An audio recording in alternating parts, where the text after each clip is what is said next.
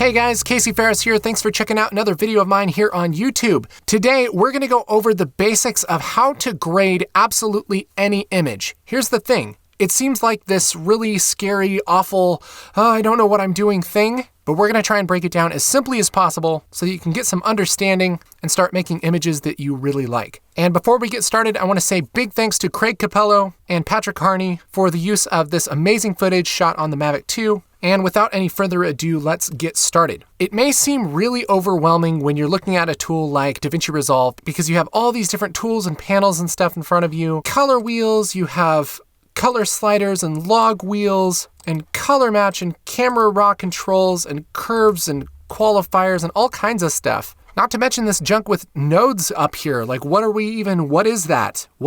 Who is that? But just for a moment, forget about the tools. And we're just going to look at the idea of color correction and why it needs to be done and how to do a good job. The long and short of color correction is that you have an image and it doesn't look the way that you want it to. That's it. If it did look the way you wanted, then you don't have to do anything to it. So that brings us to our first point, is that color correction is kind of subjective. There are some technical guidelines, and there's a lot of ideas of what is generally considered pleasing or considered a stylized image. But for the most part, you're going to be asking yourself a question, do I like this image? And if the answer is no, then you have to figure out what aspect of the image don't you like. Is it that it's not bright enough, not dark enough, the colors aren't bright enough, you can't see a certain tone, or does it look too foggy or too washed out? There can be like a million different things, but it all starts with that question.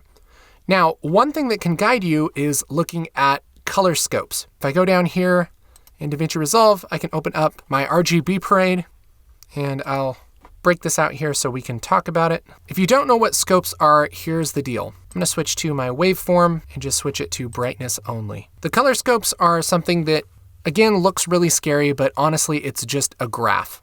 Okay, so if you've done any kind of graphing in school, this should make a lot of sense to you. And the waveform is just a graph of the brightness of the pixels versus the horizontal position. So the things on the left side of the image are going to be on the left side of the graph. If they're bright, they're going to be up towards the top.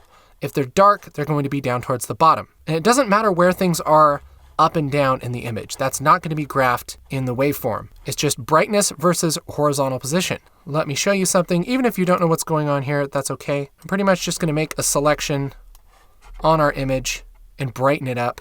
And I'm going to move this circle around where it's really bright. You'll notice on the left side of our waveform, we have this big spike right here. Those are the bright pixels inside of this circle. Now, if I move it up and down, you'll see it doesn't really change things a whole lot. But if I move it to the left and right, we can see that graph moving to the left and right.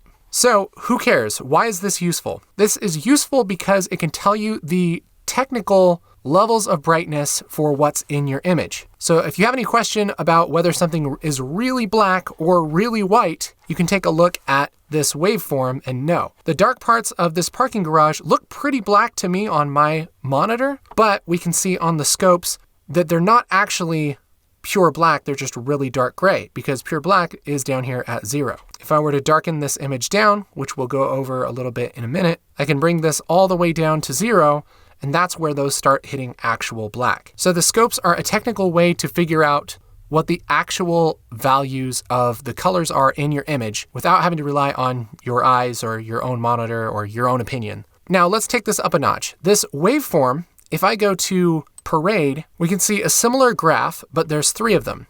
One is for the red channel, one is for the green channel, and the other is for the blue channel.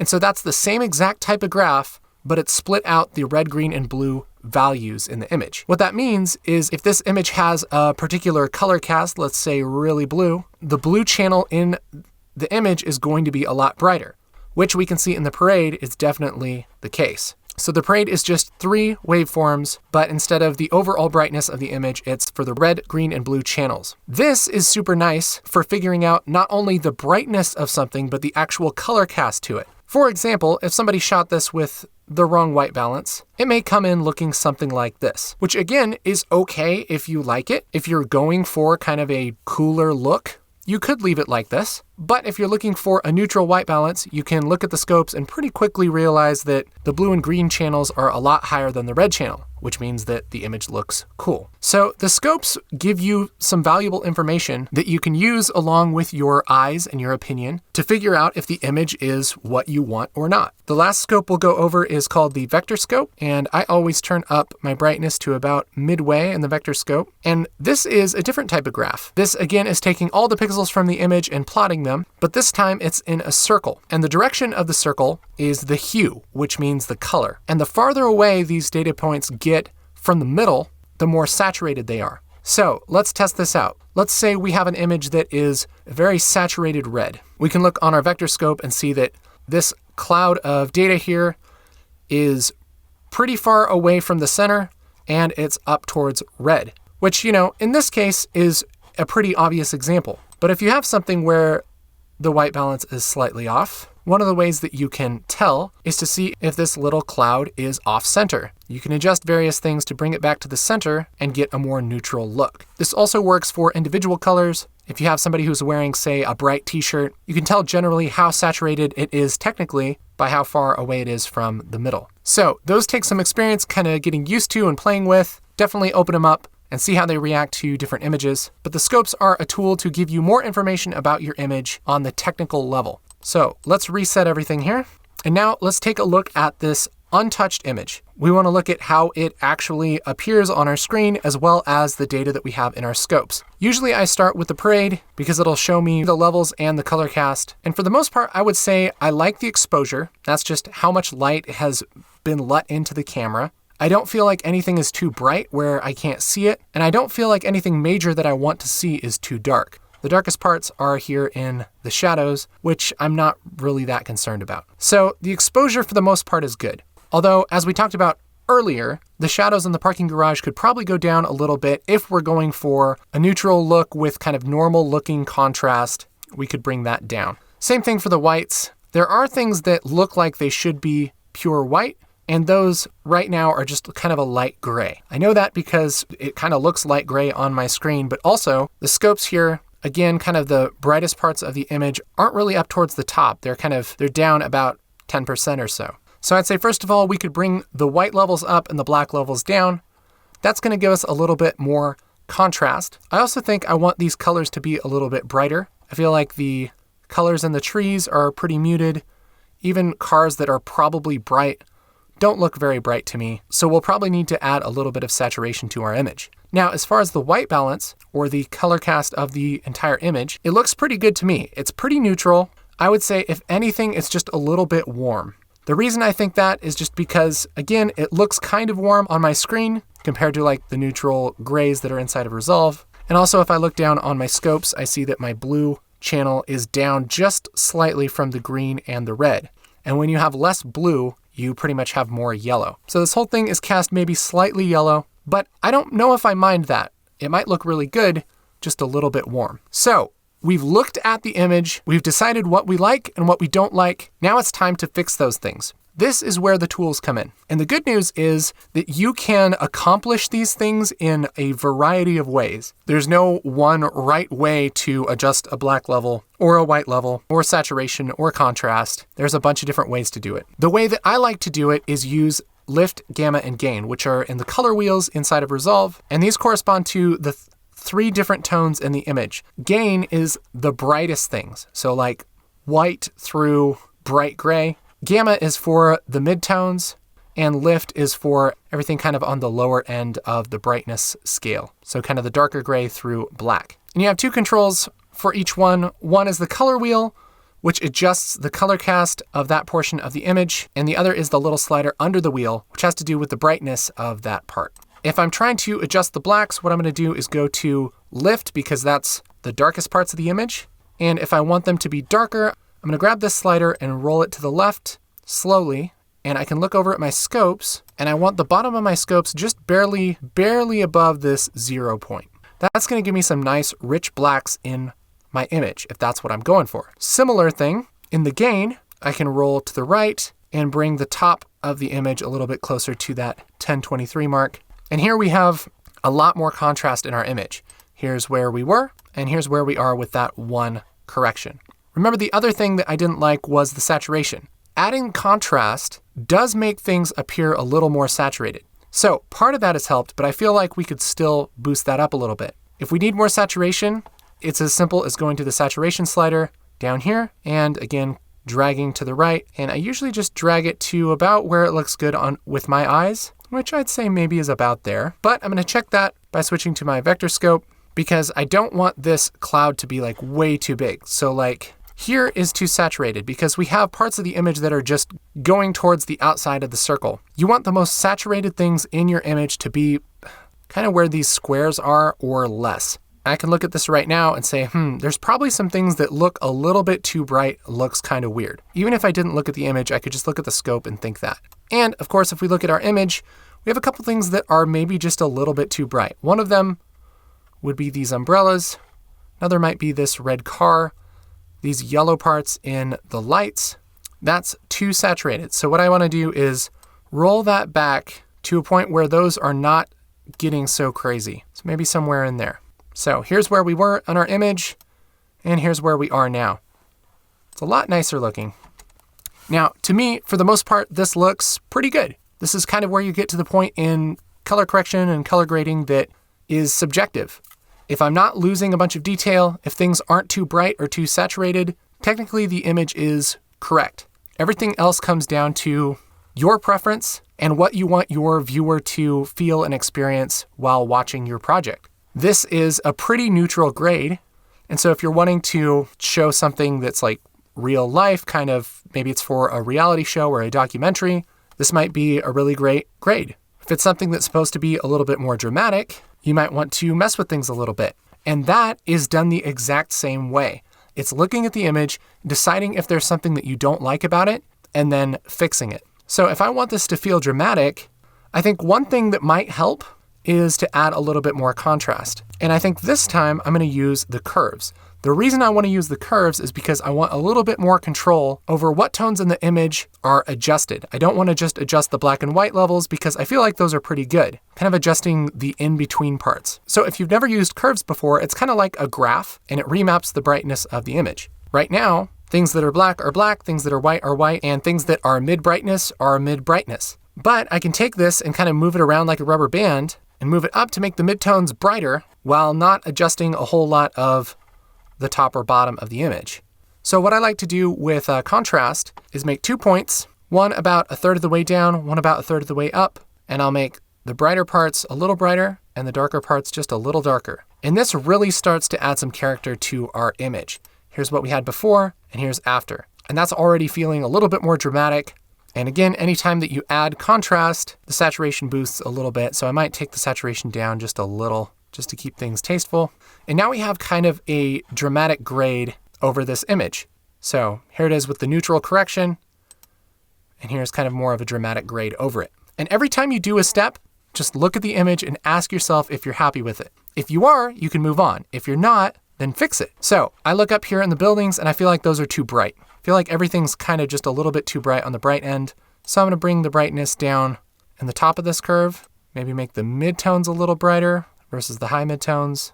And now I think I like that just a little more. So I'm pretty happy with this look. Just as an example, you might hate this, and that's okay. That's why we work on different computers and different projects and things like that. You can correct things the way that you want to. But that's the process. It's looking at the image, figuring out if you like it, and if you don't, fixing the parts that you don't like. And you can get really, really complicated. You can do that process 50 times. You can do all of that process with how this blue car looks. You can get really detailed. But that's the long and short of color grading. Learning the tools takes a little bit of time, but the actual concepts of it are not that difficult. So let's take everything that we've learned and apply it to a couple more images. And we're going to move a lot faster. Here's some footage of a tree. Very cool. We're going to look at it and see what we don't like. First of all, I feel like this needs more contrast. I'm thinking these shadows could maybe come down a little bit. I also feel like this whole image could be a little bit brighter. And I'm going to see if I like the saturation after I make that correction. So I'm going to bring up my gain to brighten this up a little bit. And I'm looking at my scopes. And I don't want this sky to be blown out. So I'm going to push that kind of in between 896 and 1023. And I'm going to bring my lift down just a little bit, because I don't think it needs to come down a ton, but just just a smidge. So now we have, I feel like it's pretty good. I want to check my saturation with my vector scope, and I'd say it's probably pretty good. We can see what it looks like with just a little more, but we get into kind of more of a surreal look, which again, if that's what you're going for, might be totally appropriate. If it's not, you might want to back that off. So I'm going to back it off just a little. I'm going to probably split the difference and just boost it just a tiny bit. The other thing I notice is that this whole thing looks really yellow. Not like the white balance is off, although I feel like it's maybe cast a little bit warm, and I feel that way because I feel like this sky is just a little bit warm. If we go to the parade, we'll see the blue channel is down a little bit. Let's see what this looks like with the sky neutralized. I'm going to grab my gain wheel and I'm going to pull it more towards the cooler tones. And I'm just going to do it slightly, and I'm going to look at my parade and try and balance that sky on each of these graphs. So on the red, it's about halfway up between 896 and 1023. Same with green and same with blue. Now let's take a look at our image. Do we like that or not? It's really up to you. I'm going to double click to reset my gain. The other thing I notice is that this road looks maybe a little purple. And so in my lift, I might just kind of move it away from purple just a little bit. Just needs a little touch. Here's where we are now. Here's where we were. Here's where we are now. And I feel like I like it without the purple tones. So that looks nice. Again, if you're happy with the image, you're done. If you're not, then fix what you're not happy with. I'm going to call this one good for now. Now let's go to Businessman from Businessland, doing generic business. First thing I notice about this image is it might need to be a little bit brighter. I feel like the blacks could go down just a little bit, and it definitely needs saturation because I feel like his skin just needs a little bit of color to it. So I'm going to bring my lift down just a little bit to bring those blacks down to being a little more rich. I'm going to bring my gain up just a tiny bit. Here's the difference we made. Here's before, here's after. Just a little bit more richness there. And I'm going to grab my saturation and boost that a little bit, see where we're at. Yeah, I'm thinking something around those lines. Let's check the vector scope. I think that looks pretty nice. Businessman. Now, there's other things that I don't like about this image. For instance, I feel like his eyes are a little bit dark, which depending on the tools that you're familiar with, you may have a way to adjust that. One way that I know to adjust that is to make a new node and make a selection with a window inside of Resolve, and then boost up the midtones a little bit. Now, if you don't know how to do any of that, that's okay. I have other videos about tracking, about secondary corrections, about how to use windows. Check out my channel for all kinds of awesome insights about that. But that's something that if you don't like it and you know the right tools, you can fix it. I'm going to call that good for now and move over to this shot of forest and start with the same question. Do I like this? I don't like this. I feel like it doesn't have enough contrast. It looks foggy, which it might be foggy. If that's what I'm going for, okay. But I don't think that's what I'm going for. So I need to bring the blacks down a little bit. It doesn't look like there's anything that's actually black in this shot, but I do want them to come down a little. So I'm going to grab my slider under my lift and bring that down, maybe not all the way towards black, but a little more. So it's maybe closer to 128 than it was. It was up between 128 and 256. Now it's down more towards 128. Now it looks a little bit dark. I want to boost up the gain, and I'll just boost it up so it's about midway, because the brightest parts are already blown out. They're on the other side of these trees, looks like a sky. And so we're not going to get those details back. So I'm just trying to set the brightness for the forest and the trees and everything that we can see. That looks a little better to me. I'm also going to boost some saturation. Contrast and saturation is what most shots need if they're shot in a log format like this. This was shot in S-Log2 on a Sony camera, so it usually needs those adjustments in some way, and we're definitely getting into the ballpark. One major thing is this looks super purple to me. Like pretty much everything looks purple. So what I'm going to do is try out adjusting it in the gain and just bringing the gain away from purple. I'm just moving it away, moving that color wheel away from the purple side and more towards the green and yellow side very, very slightly. And that's done a lot. I might also kind of bring some warmth into my lift. Again, just very slight. And the reason I'm doing that is because I feel like the darkest parts of the image were a little bit cool. So that's looking pretty good. I feel like that could still do for a little bit of saturation. So I'm going to add a new node by hitting Alt-S. And real quick, if you're not familiar with nodes, it's basically just a group of corrections. Everything that you do down in these tools lives inside of this little box. So everything that we just did to this image lives here in this node. And then I'm going to do some more stuff. So I'm just going to do a new group of corrections, right? So let's say I want to make this super orange. That lives in that second node, and I can turn it off or on if I want to. I have a bunch of videos about nodes if you want to learn more about that. Cancel that horrible orange correction. And I'm just going to boost my saturation a little more. Switch over to my vector scope. And I think that's looking okay. I think it's maybe a little much. That's something that I like. Again, I could get more crazy, but that's basically the workflow of color correcting, color grading any image. Hopefully this was simple enough and made sense. If you have any questions or comments, leave them in the comments below. If you like this, hit like. And for more color grading tutorials and stuff about DaVinci Resolve, make sure to subscribe to my channel here on YouTube. My name again is Casey Ferris. Thank you for watching.